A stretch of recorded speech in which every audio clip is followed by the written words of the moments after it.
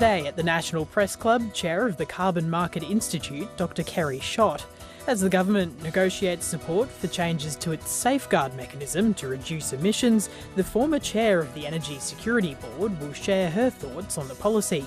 Kerry Schott with today's National Press Club address.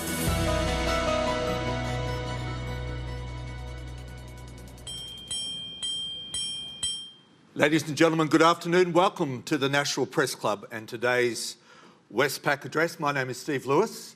I am a long-standing member of the board. In fact, I think I first joined the board when a bloke called PJ Keating was in the lodge. You might have heard of him. There is no more fractious and perhaps important debate happening right now in the federal parliament just a kilometre from this building than the debate over the safeguard mechanism. A mechanism introduced 2013 by the previous government designed to regulate and reduce emissions by the 215 largest emitters of carbon in Australia. The debate is taking place as we speak, and there is nobody better qualified to speak about this issue than our guest today, Dr. Kerry Schott. Dr. Schott, I think it's fair to say, has been at the front line of the politics about energy, about transition to clean investment for a number of years. She was the chair of the Energy Transition Security Board, I should say, and today she is speaking in her role as the chair of the Carbon Market Institute. Its members are driving this reform. Please welcome Dr. Schott.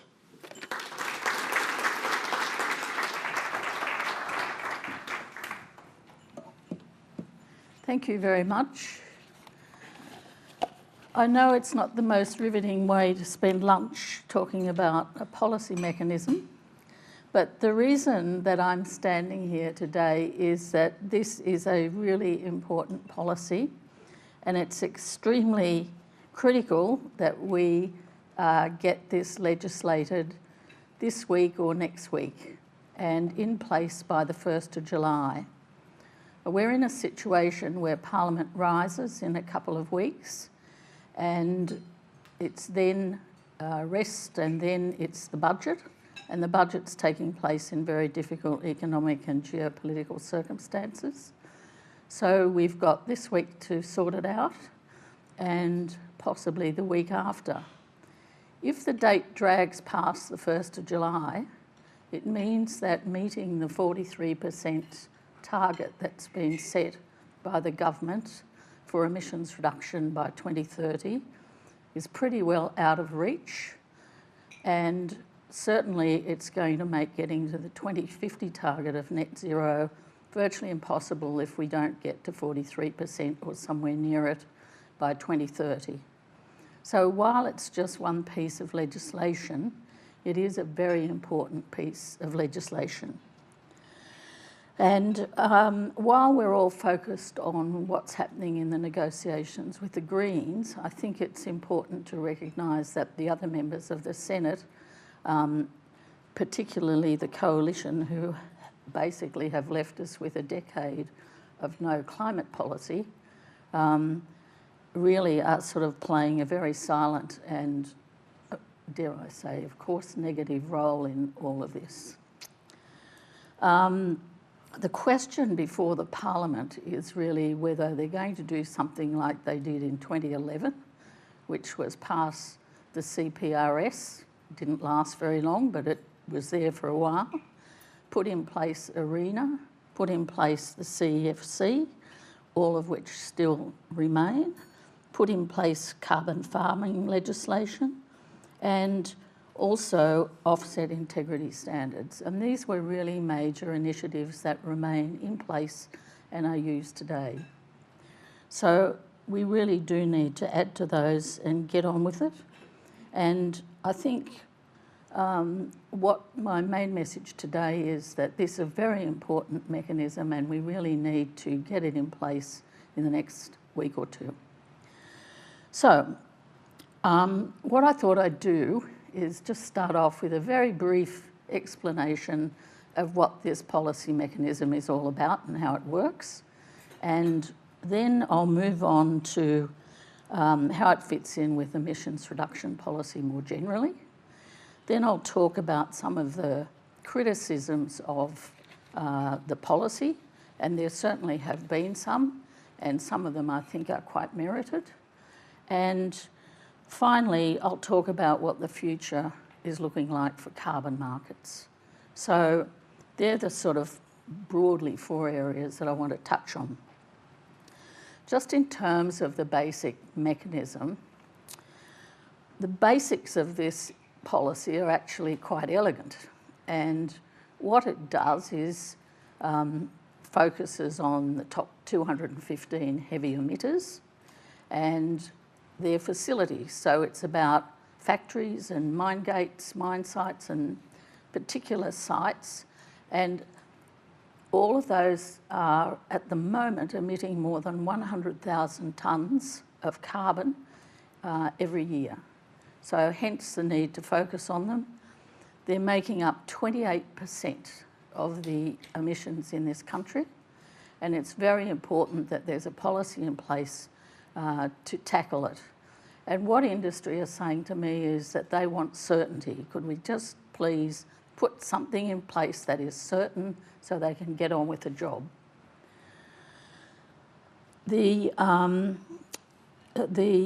Having set the sort of baseline that people, well, the way that it works then is each facility gets given a baseline that they have to meet, and the baseline is basically the industry average. And when you start off, some facilities will be well above a baseline, which is an emissions intensity for their industry, and some will be below it. So a lot of facilities are in oligopolies, and there'll only be 3 or 4 of those. So one of them might be well above the emissions intensity level and be actually doing really well, so their intensity will be quite low, and others might be near it, and others could be well below, not having done anything for a decade or so. The way the mechanism works is, if you're above the baseline, you'll get awarded what are called safeguard mechanism credits, and they will have a value and you, the facility, can trade them. If you're below the baseline, you don't get any credits, and in fact, you have to get up to the baseline, and you can do that through 2 ways.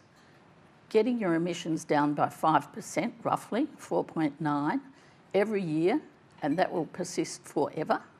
So every year you've got a target of 4.9% reduction, and the baseline gets adjusted every year, so it's coming down every year. And that number of 4.9% was set to try and get all of those facilities in line with the 43% reduction target. So they do their fair share of the heavy lifting. While that sort of basic stuff is evident and it's tackling the intensity, it's going to be a task that's quite easy for some facilities because the technology is known and it's relatively inexpensive.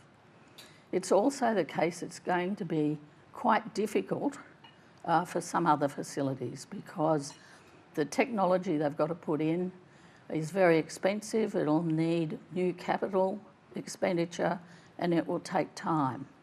And they need time to adjust. They can't just get there overnight, and they can't just get there in 12 months.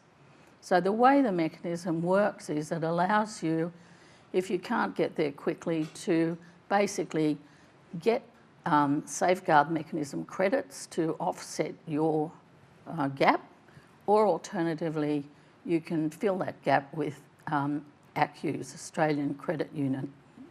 And an ACCU is worth 1 million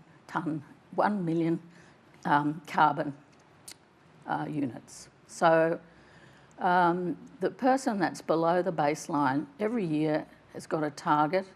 They've got to meet it by either dropping their emissions, preferably, or by offsets. And over time, those offsets will get more and more expensive because the price of ACCUs is been going up. It was $15 a couple of years ago, and it's now $35. and it's expected to rise considerably. And I'll talk a bit more about those prices later. Where the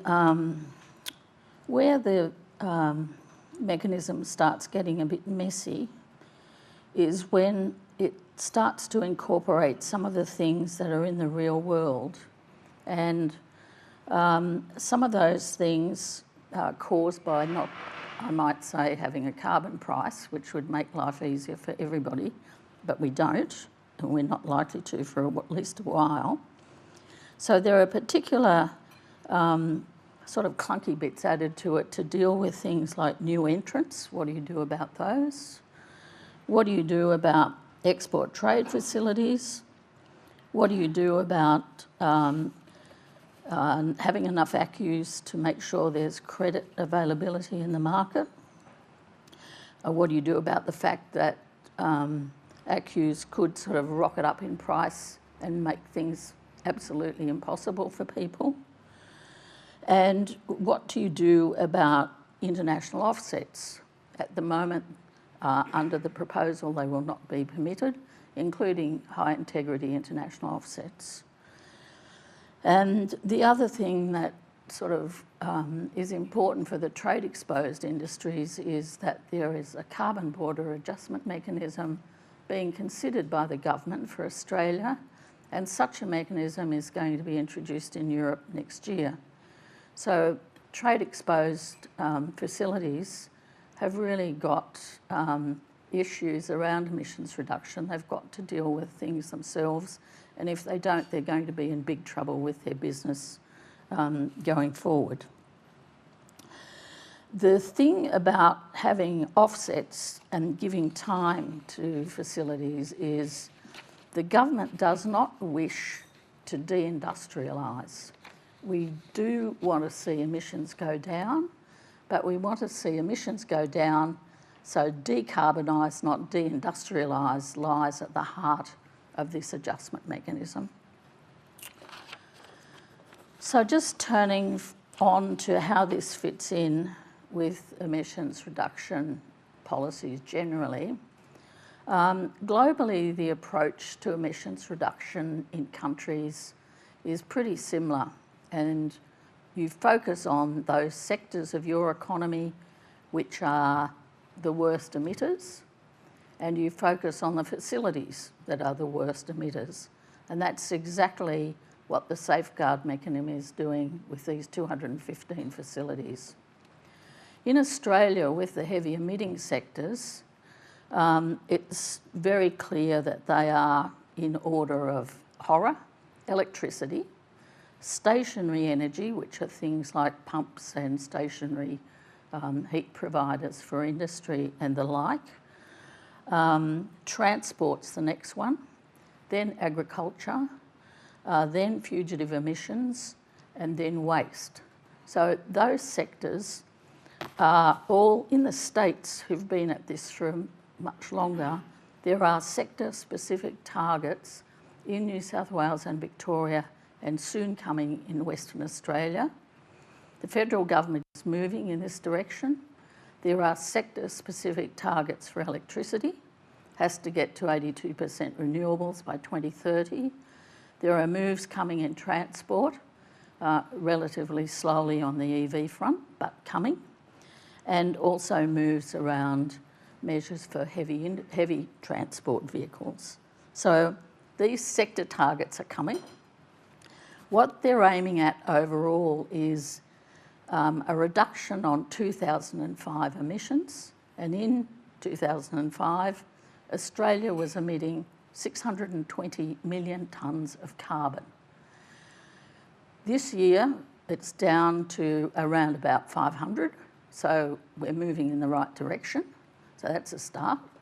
And the sectors that have contributed to that reduction mostly are electricity and agriculture. The others have been edging up a little bit, but not so much that there's been no reduction. So it's very important that we target these heavy emitters, both sectors and facilities, and that's what the safeguard mechanism is trying to do. Just the other thing that's common with policies globally is it's recognised that they're an externality. And the way economists will tell you tackle externalities is you have to all agree that you're all going to do it and tackle it together. And it was interesting that the IPCC report that's just come out said the rule here is everything, everywhere, all at once. So that's exactly what it is. And the reason for the COP meetings is for everybody to do show and tell.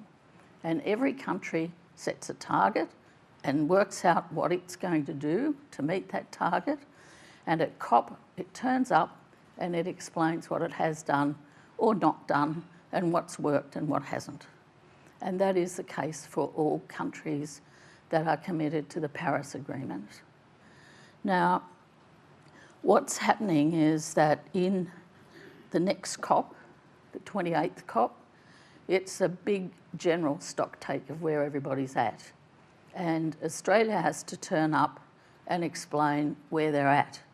And international attention will be clearly focused on where we are at, partly because our historical record has been so bad, but also partly because it should be focused on us, but also because we are hoping to co-host a UN climate meeting with Pacific Islands and the Pacific nations in 2026.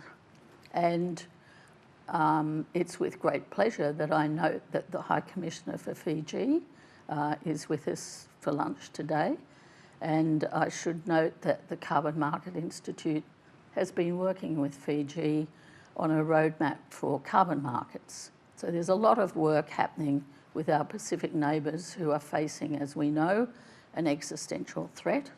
And Australia really does need to pay heed to this, which I think finally we are.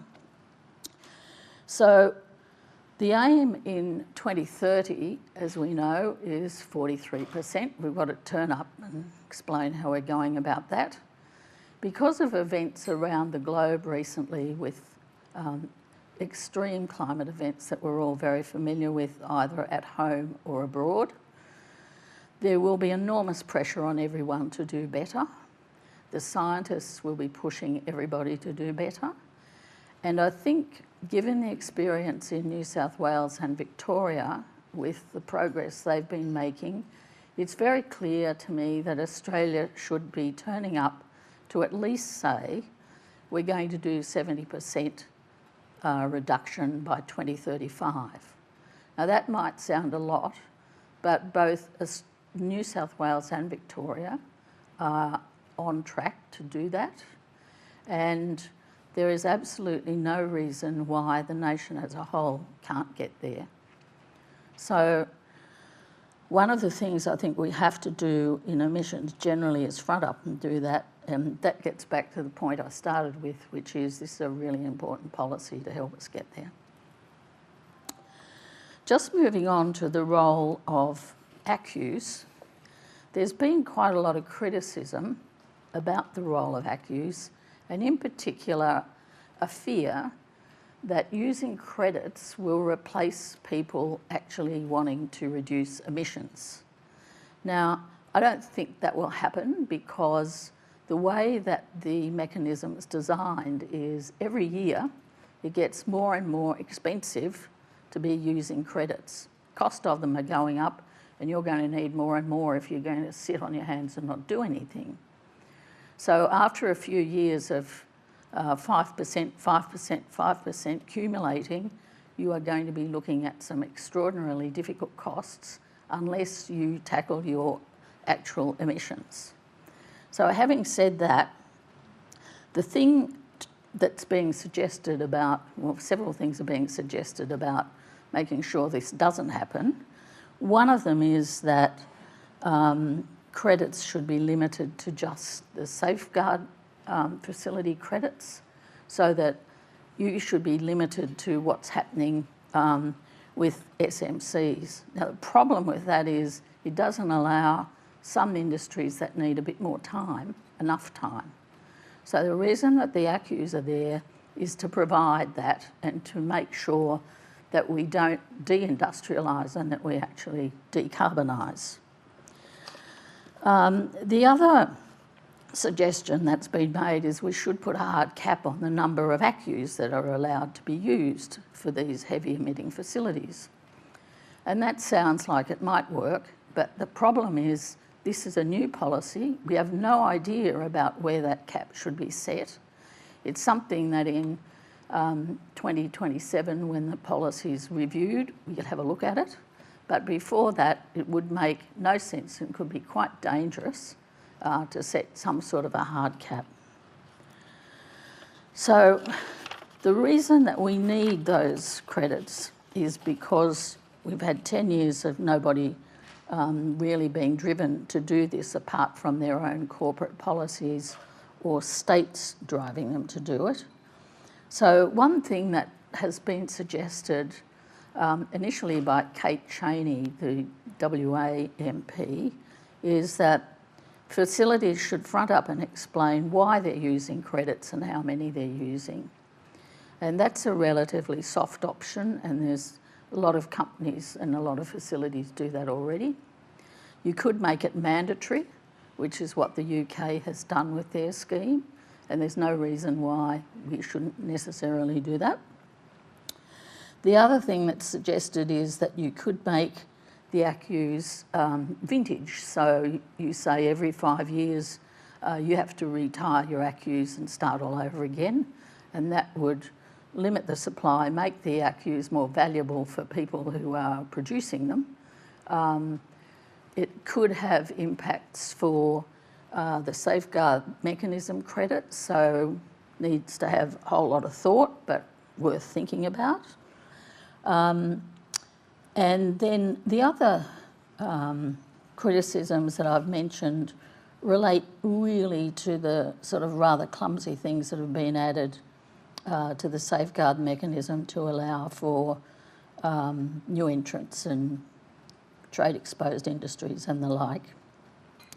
One of the things that CMI has advocated, which I think is probably quite helpful, is to put a cap on the total carbon budget. So within what each facility is doing, overall, you have a budget that's sort of moving along every year, and you have to stay within that limit for all of those facilities. And that could be well worth looking at, I think. So, in terms of this review in 2026-27, very important. This is a new policy. We don't know how it's going to work. There will certainly be mistakes made. Some of it will be working better than expected. Let's have a good look at it and then decide what adjustments need to be made to it. I'd personally bring that review forward for a year. There's only going to be preliminary data around, but there's no reason why we can't make immediate adjustments if we wish to. So just moving on to the role of carbon markets in this. The price of ACCUs, as I mentioned, has gone up recently. And the simple reason for that is that the demand for ACCUs is greater than supply. And if you think about the supply of these credits, the supply is based on projects that are actually quite slow in time to get up. If you're, there are some people in the audience, including Sky Glenday, whose job it is to produce these sorts of projects that provide these offsets. And if you're in that game, it's a very difficult one. It's time consuming. You've got to have a look at physical and social, economic, legal, time-consuming constraints to actually get a project done. And it's not a magic pudding. You can't just produce credits overnight. So the supply is always going to be pretty slow to develop, and it does have limits. It has been increasing more rapidly recently, particularly with vegetation and soil carbon sequestration. But the clean energy regulators also said that it's starting to slow down. So while it looks as if the supply is increasing, there's no guarantee it's going to increase rapidly forever or as much as the demand is there. So we can look forward, I think, to prices going up. On the demand side, the demand for these credits comes from all sorts of sources. It comes from companies already, it comes from state governments, it comes from the current government, and the demand for these to offset emissions is really quite high. Every time you tick one of those boxes when you get on an aeroplane about having your carbon dealt with, there's a carbon credit on the other side of that. So the demand is increasing and people are very conscious about it. Now, of course, ACCUs are not the only game in town here. There are other credits around. And before I get on to talking about those, what I should say is that companies are very driven about meeting targets, not just because of emissions reduction policy, but because of reputation risks, pressure from shareholders getting more acute, and also the ability to finance and insure is getting more difficult if you don't have a strategic plan to reduce your carbon. Banks and insurance companies are increasingly not providing their services, not to mention super funds providing equity. Company directors are recently getting sued for not taking action, and company directors are getting sued for greenwashing. So all of these pressures add to the need to get moving on these matters and driving the demand to decrease emissions, and where they can't, for the moment at least, offset them. So the tricky thing about carbon credits is if you're a renewable energy credit, it's pretty easy to check whether a wind or solar farm's been put in and whether or not it's getting dispatched. So it's easy to check that it's a valid credit. It's not so easy to check if you are planting forests or if you are doing soil carbon sequestration. And one of the recommendations in the Chubb review deals with setting up more transparency and more integrity around these things, and it's very important that this is done. And we've now got the technology to be able to do this. But it's very important that things get set up and get properly resourced so that the integrity can be checked. And I'll just move on now to integrity in markets. Doesn't matter what sort of market you've got to have integrity in the products. It applies to motor cars, it applies to children's toys, they're supposed to be safe, hygienic, etc. Same thing applies to carbon credits. If they don't have integrity, you can kiss the market goodbye. They absolutely must have integrity. So there is no question that it's absolutely critical. Now, there has been questions around it, and the government got Chubb, as you know, to do a review about ACCUs, and various recommendations have been made and adopted. And it's important that they all get put in place. The main one is around transparency, and the main one is around having regulation that will go and check that the credits are actually bearing the integrity they say they are. There's been a lot of criticism around human-induced regeneration methods and how that's measured. And it's very important that it's measured properly. This means high-resolution satellite data backed up with drones and low-flying aircraft at times, and also that it gets then meshed in with a nationwide data bank. So you can see it's not getting counted twice, and you can just absolutely check. And the sort of work that's done in this space now can actually identify species, how fast it's growing, can also even identify little creatures, but we really do need that sort of level of checking on these things. Now, the Four Corners program recently about a project in PNG showed exactly some of the difficulties that we can face if we have shonky operators in this market. And every market is open to having a shonky participant in it. It's not carbon markets alone that face this issue, but we do have the tools to address it. And particularly in Australia, we really do need to make sure that we get it addressed. So finally, what I'd like to say is what's happening in the future. And I want to draw attention to two things. The first is that in the carbon markets, there's an increasing development of biodiversity and credits that go along with carbon credits.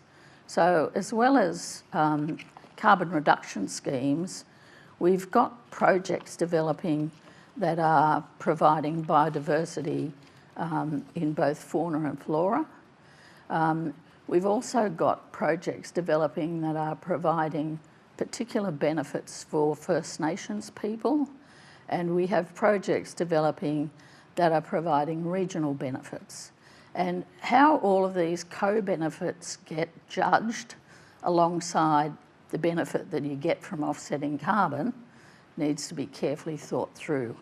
And because they're joint, it's not going to be all that simple to do that. But it is, those sorts of products are becoming more and more common.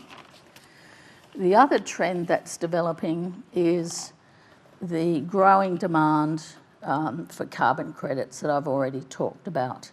And as the transition to net zero moves along, that demand will increase. Once we get to somebody was just asking me whether I thought we'd ever get to the end of this, and I said probably not in my lifetime, but we will get to the end of this, and in 2035, 2040, the demand for carbon credits will be coming off. We need them to do this transition. The transition we will get through. We will be in a world of production that is much closer to net zero, and the demand for credits will ease off. So we are in a period where there'll be a big demand, but they will cease at some point, not to nothing, because some things we can't abate and we will need to offset, but they will reduce. And so, final thoughts. A safeguard mechanism isn't going to fix everything. It's one piece of legislation. It's a relatively slender bill. It just simply introduces the safeguard mechanism credits. The mechanism's already there, but not without any credits for doing better than the emissions intensity target, and no ability to trade and nothing to encourage people who are below it to get cracking. So it's very important that this relatively slender bill gets through. I think rather than try and second guess everything at the moment, which in a sort of policy we really don't know very much about, is a sort of path filled with dead ends. Could we please wait until 26, 27 or a little bit earlier and have a look at how it's tracking, see how it's going, make any adjustments that are needed, but at least we will have the policy in place and we can be moving forward, and industry can have some certainty about what is going to happen. And finally, I should say, as the chair of the Carbon Market Institute, carbon markets are really important. They've got an important role to play in the transition, and they will continue to have an important role to play for those hard to abate emissions in the future. Thank you very much.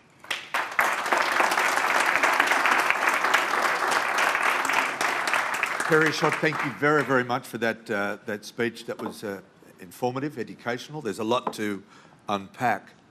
Let's just quickly, once you've had a sip of water, if I might ask you just to, I will, thank you. Thank you. Let's just talk about the safeguard mechanism. It's before the Parliament. It's fair to say, I think at the moment it's fairly evenly balanced. What does it say about Australia's future as a potential clean energy powerhouse if the Parliament rejects the current safeguard mechanism before it? Well, it says we won't be. It's quite simple. As simple as that? I It think so. torpedoes the prospect? We have what it leaves us with is a policy in electricity, and we all know that that's been going chaotically but okay. There is a lot of commentators questioning whether we're going to achieve the 82%, and we'll see whether we get there or not, and there's a lot of things to do, but that will be the only sectoral policy really that we've got in place, plus a little bit of an effort on EVs.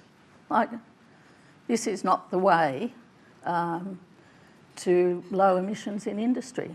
We're a big trading nation, and we're a nation that, as Ross Garno's pointed out, could become an exporter of green heavy industry. So let's get on with it. Next question is from Sarah Eisen. Sarah Eisen from The Australian, thank you for your speech. I just wanted to ask about emission reduction targets. You've talked about a greater reduction target by 2030. What I wanted to ask you is if your view is that Labor should indeed take a more ambitious 2030 or 2035 reduction target to the next election, and if such an ambitious target would be necessary for us to ever have any opportunity to hold a COP, as the government has made clear it wants to do. I can be hypothetical about it, but I do think that by 2035, for 2035 we should have a much more ambitious target, and the science tells us it needs to be around 70%. New South Wales, with their net zero emissions sectoral plans and plans they've been on for a while, are on track to more than beat that. Victoria is likewise. There's no reason why we can't get there. So I'm sure any federal government will have a very close look at whether we can do that or not. I think they will find that we can do it. But it does depend critically on where we get between now and 2030. If we can't get to the 2030 target, you know, you can kiss it goodbye, really. Do you think it's necessary and more ambitious target in that near term for us to ever hold a COP?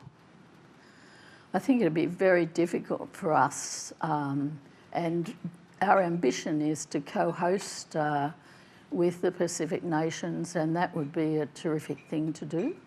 Why not?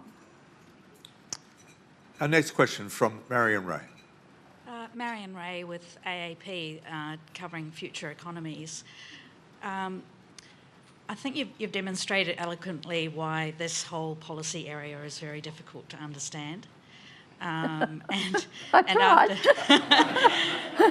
after 10 years of having a mechanism, well, climate policy, and then more recently a mechanism designed to cap but not reduce emissions, we've got industries now scrambling to catch up and kind of get up to speed and meet targets.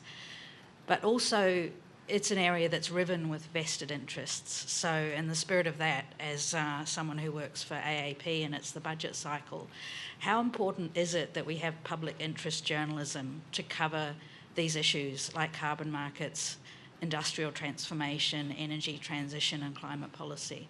Or is it an impossible undertaking to actually have fair and balanced journalism?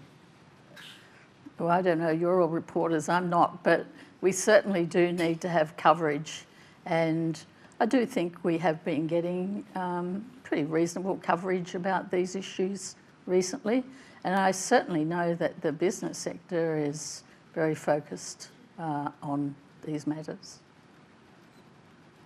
Did you have a sum in mind, Marion? Or something we could pass on to the Treasurer? Well, you know, we're looking for another few years of proper independent journalism at AAP, so... Mr Keating might help. Thanks for your speech, Noor Hayder from ABC News. I want to take you to the IPCC report that was released today. They've once again warned of the urgent need to stop new coal and gas projects. Yet the government says a ban would be irresponsible because of the projected shortfalls in gas over the coming years. Do you agree that a ban would be irresponsible, and how are Australians expected to square these two conflicting positions? I do think that a ban to come in place, you know, now or in 12 months or whatever, it simply cannot be done. And it may be possible for some countries, but it is very difficult for us. And there are two reasons, basically, for that. And this is not to say that we should stop fossil fuels in due course. But at the moment, Australia does need gas for its electricity transmission, and until such times as hydrogen is available or something else, then gas is our best transition fuel. You won't use much of it, and you won't use it all the time. We're a very dry continent. We cannot rely on hydro as a backup, and we need firm backup. So we do need some gas, but keep in mind that we for electricity, we don't need coal, and we won't be using coal, you know, by mid-2030s or not much later. So the thing, though, is that for Australia, we are exporters of both of those products, and we are huge exporters. And in fact, we are number 3 in the world for Scope 3 emissions, which is huge. The way that I think about Scope 3, well, one way I think about Scope 3 emissions is that if everybody at COP looked after their Scope 1s and hit their targets, our Scope 3s would look after themselves, because they're the flip side of South Korea and Japan and China's Scope 1s. So if they all meet their Scope 1 targets, our industries will decline as sure as night follows day, and our Scope 3s will fall. And I'm sure that will happen. Whether or not, what the timing is, I don't know. I do think that the government needs to put, not necessarily right this moment, could we just please focus on facilities at the current minute, but I do think the government does need to focus in due course on what it's going to do about our Scope 3 emissions. But you can't just go, stop it. And I know 14-year-olds think it would be terrific if we just did that, but it wouldn't if we did it. What sort of time frame would... Oh, I don't know. It's lengthy.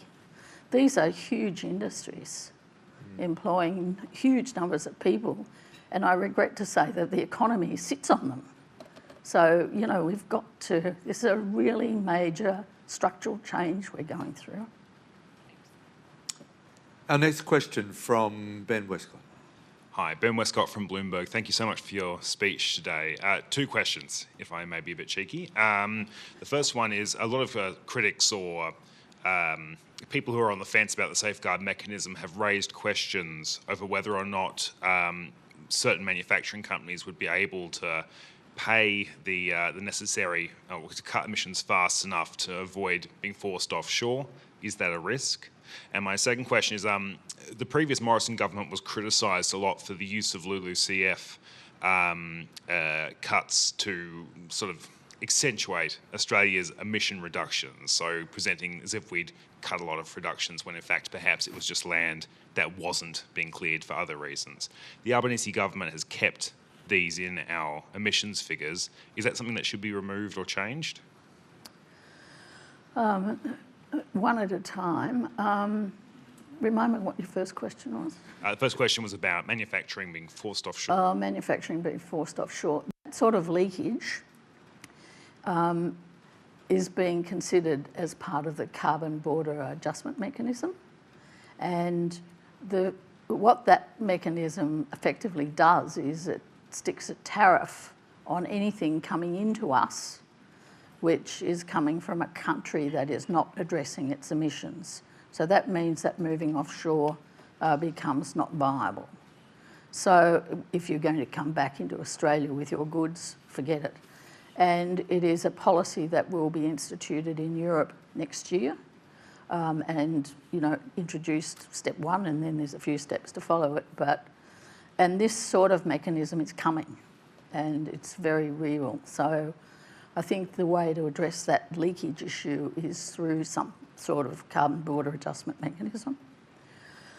In terms of your second question, which I think was harder, but remind me what it was. LULUCF. LULUCF, yes. For those of you, this is a world full of acronyms.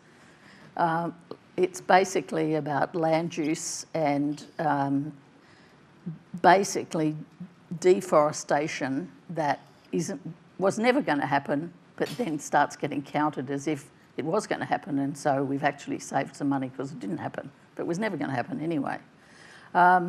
It's very difficult to get accurate measures around that, but the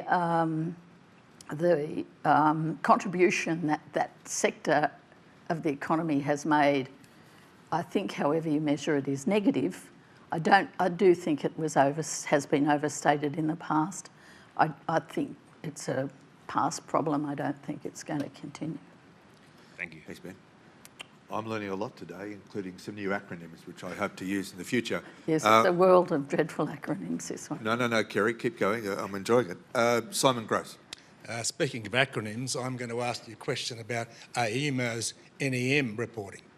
If I get a second go, I'll ask a climate question, but I'm wanting to get some advice or wanting to explain as an energy bureaucrat of some standing. Since the energy price stuff started coming on strong, Canberra IQ's been reporting AEMO's, I think it's every 15 minutes they update the prices in the national electricity market, NEM, which is from Queensland, from the top of Queensland down to Tasmania and across to Port Lincoln. And it's astounding. It's astounding. Like Saturday morning I went in, about 10 o'clock when I was cogent. The price for a megawatt in New South Wales per megawatt hour was $4. In Queensland it was $102. Victoria it was -43. In South Australia it was -50. And in Tasmania it was 13. By the end of the day, New South Wales had gone from 4 to 145. Queensland had gone from 102 to 295. Victoria from -43 to -19. South Australia -50 to -20. Tasmania was pretty stable, 13 to 18. I figure that's hydro. Simon, just what's the question? Well, there's two aspects of this. It's about volatility. Yeah, I get that. And there's volatility across states in what is seen to be what is called a national electricity market, and there's volatility across time, and it's amazingly volatile. Is the variation in prices fully a function of renewables coming in and out, or are there other factors? And is the variation across states just a function of the lack of interconnectors? They're good questions. Oh, no, I enjoy the question. In the national electricity market, generators bid in every 5 minutes. 5 minutes. And they bid in a price, and if they've got the cheapest price and the system's stable, they get dispatched. If the system's not stable, AEMO will bring somebody on, whatever their price, to stabilise it. The reason why the prices in Tassie stay reasonably stable is because they're on hydro and it just chugs along all day and all night. The reason why the prices are negative at times is because, and they often are in South Australia, and sometimes even in Queensland, is that solar and wind are going at full pelt. And when they bid in, their marginal cost is naught. So you'd think they'd bid in at naught, but they don't. They bid in below naught to get access to their renewable energy certificates because they've got to get dispatched. So they bid in up to whatever the price of the renewable energy certificates is. I can't remember, but that's where the negatives come from. And they then, if suddenly this, cloud comes over and there's a wind drop, bang, coal and gas come on and the price goes whoosh. So that's why it's very volatile. The reason why it varies across state borders is partly because of the constraints of the interconnect that you mentioned, but also partly because catastrophes in different states happen. So the reason why Queensland was copying it is that Callide B blew up some time ago and was expected to come back, hasn't come back, and they only have to have one other big outage at the moment, and their prices really go through the roof. And energy has to get exported up from New South Wales or from Victoria through New South Wales. So it's, it's flowing around everywhere, and that's what's causing what you're observing. Okay, our next question That's a diversion. Our next question is from Joanna Gualis, is that right? Who I'm reliably informed turns 21 today. Happy birthday, Joanna. Thank you. Wouldn't that be nice? The cake is coming, I'm reliably informed. Sorry, Joanna, you got the floor. Thank you. I'm Jo Glass with AAP. You mentioned that CMI is working with Fiji, and you touched on how in the Pacific they're really bearing the brunt of climate change. What do you say to those in the Pacific, institutions, governments and constituents who might find it offensive that the safeguarding mechanism accommodates for new entrances rather than including a ban on new projects, given they don't have the time that we in Australia do? Oh, it doesn't mean the new entrants are just new firms coming in. They may not be heavy emitters at all. And in fact, under the safeguard mechanism, new entrants are supposed to be the world's best practice. And one of the things I mentioned in my paper is I've got no idea what that is.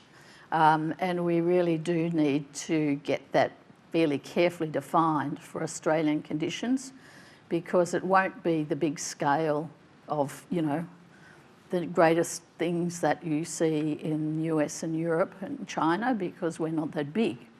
So I'm not quite sure exactly what it means, and we need to sort that out. And that's one of the sort of relatively minor criticisms that's been made of the mechanism. And if I could just follow that up, what are you hoping for carbon markets to mean for those in the Pacific? It's very important for some of the Pacific nations to develop carbon markets, because they can offer products that actually absorb carbon. And there's, for example, there's some very exciting developments happening with, I'm sure it's not called seaweed, but I think of it as seaweed, that actually sucks carbon out of the air. And it's things like that which the Pacific nations are exploring. And you mentioned that CMI is working, I think, with Yes, Fiji. and we are working with the Fijian government. So what's the future for carbon markets in the Pacific? Is it countries like Fiji working with other Pacific nations on joint carbon markets? Is there one carbon market that would envelop the entire South Pacific, or individual countries can develop their own? Well, I think it's up to the Pacific nations to decide how they're going to do that. We're just working with Fiji on a roadmap to get them going. Thank you. Our next It does question. raise the issue about international offsets, though. If somebody's got some international offsets that are of integrity and fair income, and particularly in our Pacific neighbours, we should be allowing them to be used, in my view. The next question is from another long-standing director, almost been on the board as long as I have, Tony Melville. Yeah, Tony Melville, Director of the National Press Club and the Australian Industry Group, and I did join before Steve, and I was 98 is what I started. Anyway, 21 at heart, not quite 21. But just a couple of questions.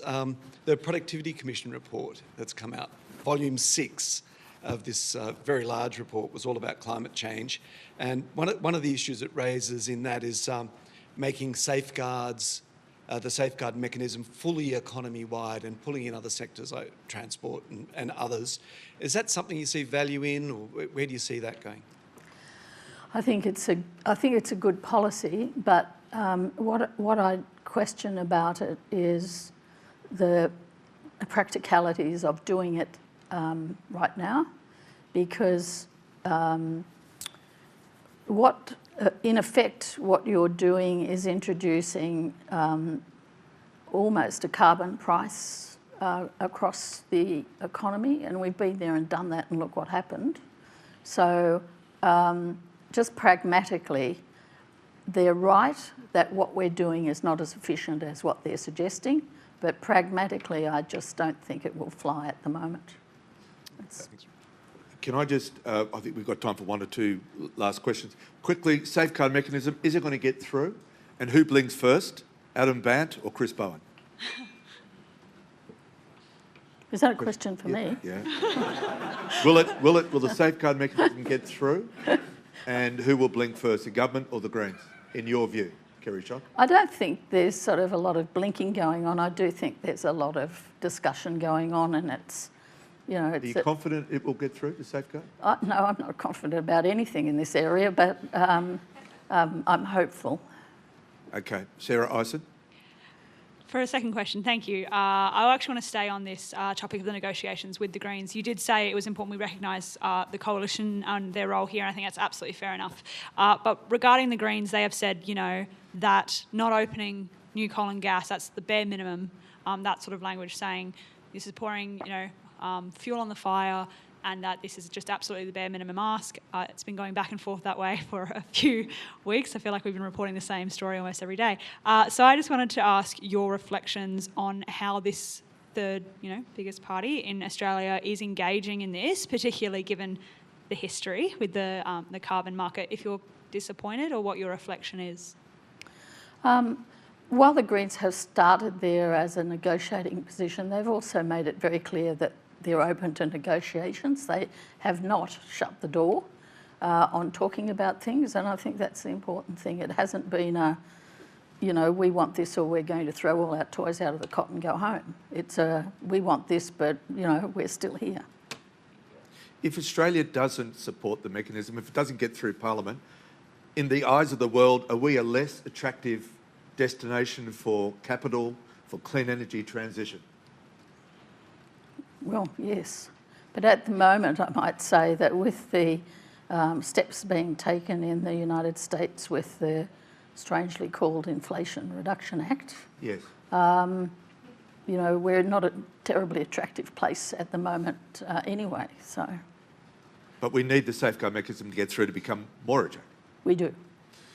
And on that note, I think we will conclude. Dr. Kerry Schott, would everybody please join with me in thanking our speakers today.